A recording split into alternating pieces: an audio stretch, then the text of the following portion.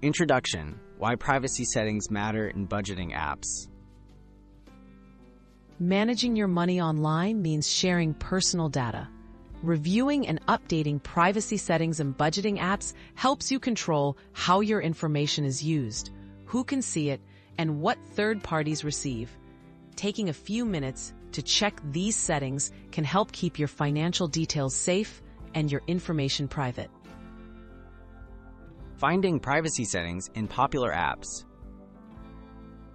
Most budgeting apps have a Settings or Account tab, often found by tapping your profile icon.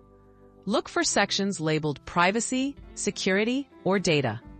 In apps like Mint, YNAB, and EveryDollar, privacy options are usually a few taps away from your main dashboard. Start by exploring the menu and reading available help articles if you're unsure. Key privacy options to review. Okay, common privacy settings include data sharing, syncing, and ad preferences. Check if your app shares data with advertising partners or affiliated services. Decide whether you want to allow personalized ads or let the app access your contacts or location. Consider turning off features you don't use or aren't comfortable with, such as automatic transaction imports from your bank. Adjusting permissions and data access. Review which devices and accounts are linked to your budgeting app.